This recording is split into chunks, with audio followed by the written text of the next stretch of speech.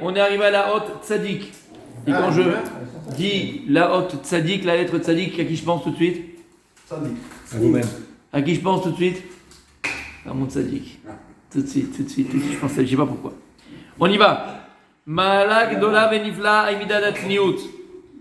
Il n'y a peut-être pas plus grande qualité que la qualité de la tzniut. Et la tzniut, on va le voir, c'est pas simplement, on parle pas simplement de la tzniut corporelle, d'un habillage, on parle d'un trait de caractère. Et après, tu te rappelles, la tzniut, c'est une pudeur. C'est une pudeur, la tzniut. Pudeur dans l'esprit, dans l'état d'esprit, dans le comportement. On va le voir. Sheye Adam Tsanoa Bechol Rachav. Un homme, il doit avoir de la pudeur dans toute chose. Par exemple, les ma'achalav. Quand tu manges, il y a des gens, c'est des gloutons. Tu vois, qui n'ont pas de pudeur. Il prend dans le truc, il met dans ton assiette, il prend son pain, il met dans le truc, machin, au milieu. Des gasses. On en fait une mode aujourd'hui aussi. Le mec, il se filme en train de manger. Tu connais pas Internet, toi? Ce qui tombe sur Internet. Mais non, la mode, c'est que les gars, ils se filment en train de manger. Et ils sont des plats de fou, ils sont des machins, mais comme ça. Ça, c'est un manque de tzniut, ça. Comment tu peux montrer comme ça comment tu manges, comment tu trucs, comment tu machin? Une des choses, pourquoi il écrit que. Une des choses, d'accord? Il y a écrit. Écoutez bien, mes amis. Une des choses qui rendent Pasoula et doute, une des choses qui rend inapte à témoigner dans un tribunal. Aochel Bachouk, pas debout. Aochel Bachouk, c'est quelqu'un qui mange au chouk, qui mange dans le marché. Halakha, quelque chose qui rend inapte à être témoin au Beddin. Aochel Bachouk, quelqu'un qui mange dehors dans les chouks. Parce que ça manque de tzniut. Ce type, il n'a pas honte qu'on le voit manger. Manger, c'est quelque chose de. Par exemple, dans le chouk, comme ça. Il a dit. Alors aujourd'hui, à la Khalemaasé, c'est un grand dion de savoir les restaurants. C'est manger dehors. Quand on parle, c'est manger dehors. Est-ce que quelqu'un qui mangerait au restaurant ne sera pas sous la doute? À la Khalemaasé aujourd'hui, puisque les restaurants maintenant c'est fermé, et c'est quelque chose de. Comment on a dit? Nafout. Comment on dit nafout? Courant. Voilà. C'est quelque chose de courant. C'est quelque chose que. Alors aujourd'hui, répandu. Donc aujourd'hui, quelqu'un qui mange au restaurant n'est pas sous la doute, mais c'est sur le fil du rasoir. C'est le fil du rasoir. Même en terrasse. Mais non, comment? Terrasse. Même en terrasse, voilà, même en terrasse. Mais tu vois le problème, tu comprends le problème? Tu comprends le problème, il est où? J'ai du mal à comprendre. Ben, le problème, c'est si quelqu'un, encore une fois. C'est pas un manque de cavote de manger assis au restaurant. C'est un manque de tzniut. C'est pas un manque de Quand on te voit manger, on avait dit, il y a des choses qui nous. Même si tu manges bien, avec le couvert, le machin, tu manges pas. Même si tu manges à l'anglaise. Je peux comprendre celui qui a. Même si tu manges à l'anglaise, encore une fois, de te voir manger avec. Regarde, je vais te dire même plus que ça.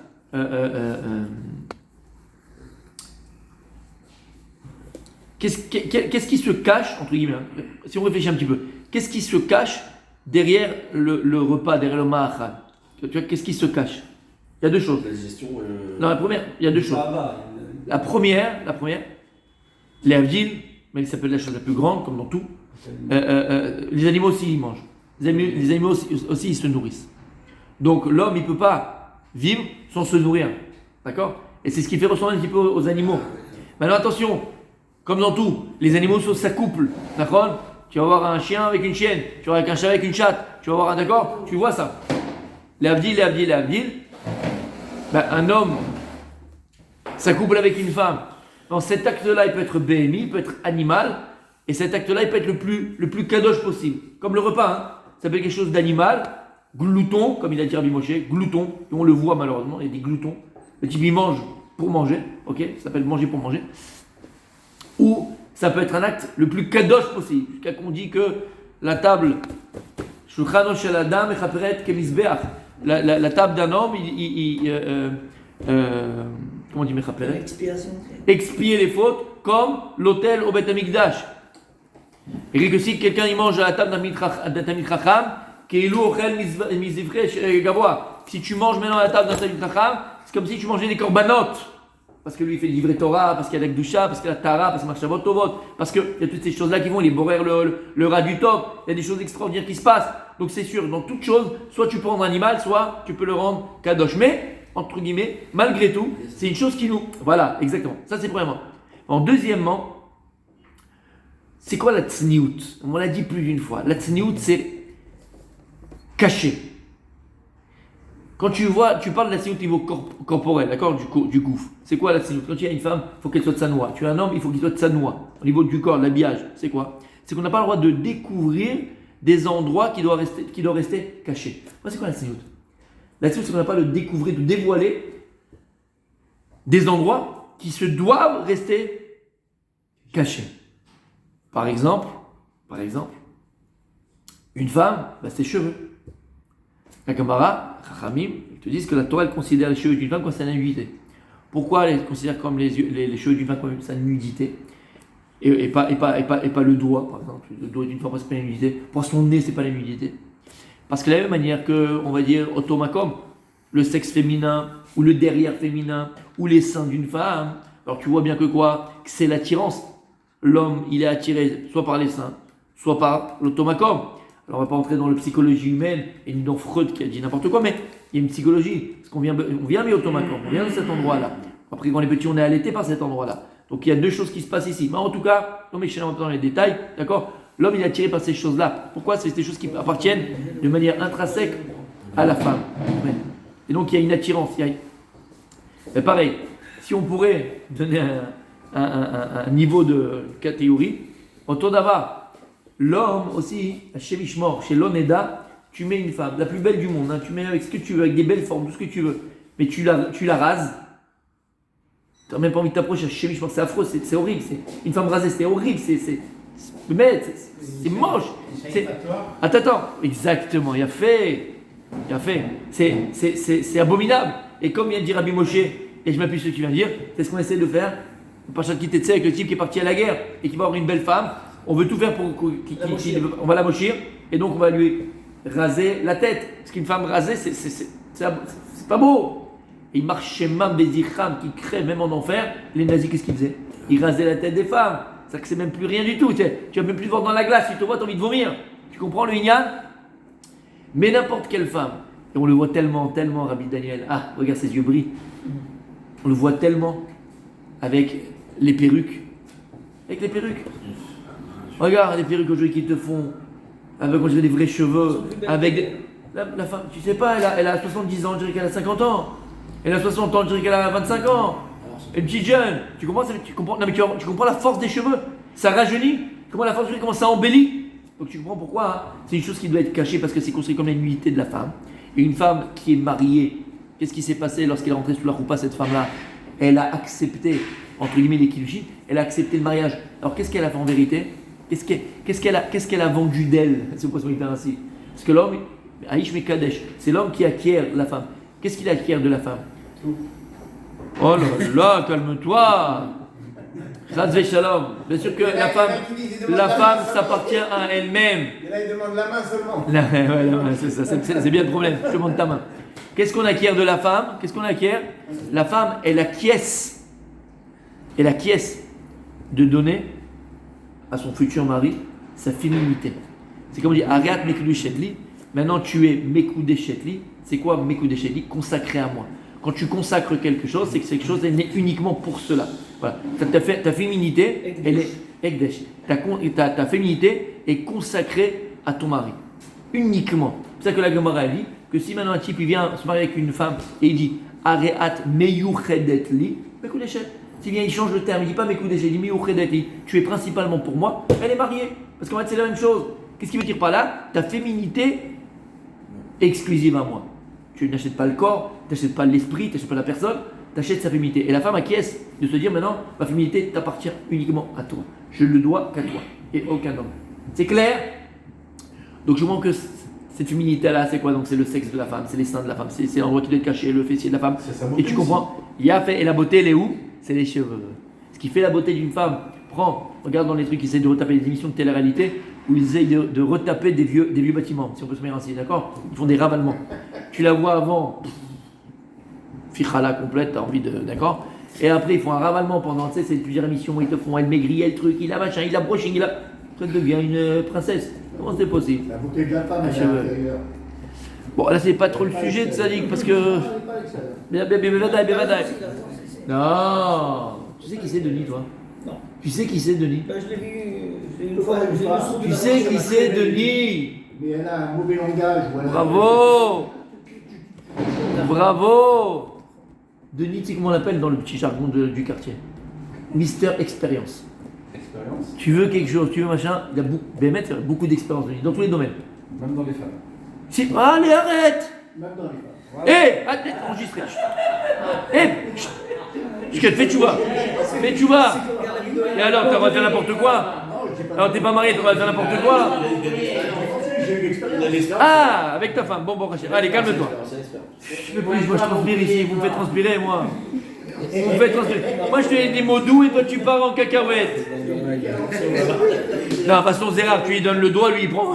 Il prend pas que le doigt, lui, c'est pas la main qu'il prend, lui. Ah, mais Zérard, c'est un coco. Bon, après, on fera un truc sur chacun, mais pas devant la caméra parce que c'est pas possible. Oh là là là là. T'as compris ou t'as pas compris? Donc la tziout, mon tzaddik, Rabbi, la tziout c'est quoi? La tziout c'est ne pas dévoiler quelque chose qui doit être caché. Mais l'air physique, c'est comme ça, aussi de manière psychologique, au niveau métaphysique, au niveau des qualités de quelqu'un.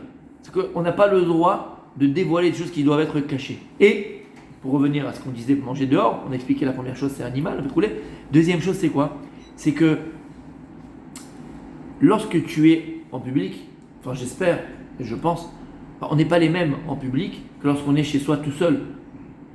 Pas parce qu'on est hypocrite, c'est naturel. Quand tu vas dehors, tu vas t'habiller, tu vas être sur ton 31, tu fais attention un peu plus comment tu parles, comment tu trimes, tu connais pas les gens. Chez toi, tu es un petit peu plus cool. Et c'est normal, et c'est logique. On ne dit pas maintenant que tu es deux personnalités, pas du tout. On a compris ce que ça veut dire, d'accord? À partir du moment où tu vas sortir manger dehors, d'accord? Qu'est-ce que tu fais? Non, c'est que tu te permets de dévoiler des choses que peut-être tu ne ferais pas à l'extérieur, qui doit être resté à l'intérieur de la maison. Tu comprends ce que ça veut dire? La preuve, au début, quand tu es invité la première fois quelque part à manger, tu es sur ton 31, tu fais comme ça, tu fais le petit français, machin, quand tu prends les mains, il n'y a plus rien, la froide. Tu comprends ce que je veux te dire? Donc c'est juste que tu es caché, que tu n'as pas à montrer. Regarde niveau, tu vois, dans la profondeur psychologique, et c'est pour ça que quelqu'un qui mange bachouk dehors, debout, écoulé, c'est un manque de tsniout. C'est-à-dire que c'est un peu de l'effronterie. Et quelqu'un qui est effronté, il ne peut pas aller venir témoigner dans un bedding, parce qu'on a peur qu'il mente, il est effronté. La tsniout, c'est une pudeur qui amène aussi. Tu comprends ce que je veux dire? Moi je mange au chouk et je pense que je suis pas menteur. Après c'est compliqué pour moi. Essaye de comprendre ce que je suis en train de dire. Essaye de comprendre au niveau psychologique ce que je suis en train de dire. Est-ce qu'on peut définir Aujourd'hui, manger au chouk? malheureusement, Est-ce que c'est la foot. Celui qui prend une cerise au chouk, ça rentre dans cette halakha ou pas? Non, c'est goûté, t'as goûté. Tu sais, un truc qui Non, me. voilà, pour ça. Je te dis, regarde, ben, et de toute façon, si on suit ce que la Torah elle nous dit, si on suit ce que la Torah nous dit, et on arrive à l'extrapoler, pas uniquement dans ce que, voilà, d'accord, tu vas pouvoir, il y a des gens, voilà, t'as compris, il y a des gens, écoute bien, même au niveau business, d'accord, il y a des gens, tu vas connaître le caractère d'une personne en fonction aussi de comment il mange. Tu peux connaître le caractère d'une personne en fonction de comment il mange. Écoute ce que je te dis. D'ailleurs, même comme comment il boit. La Gemara, qu'est-ce qu'elle dit? Il y a trois choses qui c'est les annonces. Kiso, koso, kaso. Kiso, c'est sa poche. Regarde la relation qu'il a avec l'argent. En fonction de la relation qu'il a avec l'argent. Tu as une fille, tu vas la marier, tu vas avoir le type. Exactement, c'est trois choses. Qu'il faut lui faire. C'est trois choses. Regarde la relation qu'il a avec l'argent. S'il a une relation saine, vraie, posée, premièrement. Après à quoi? Kiso, kaso. Regarde-le au moment où il est nerveux, on l'embête, on l'énerve. Comment il s'énerve? Tu vois comment il réagit. Tu vois son vrai caractère. Et koso, comment il boit. Là, comme on dit, quelqu'un qui boit d'un coup, c'est un glouton. C'est un type qui est. Moi je croyais que Koso, je croyais que c'était quand il était ivre. Non. Comment il boit. S'il boit d'un coup, non. C'est comment il boit. Il y a les deux. Ah, il y a les deux.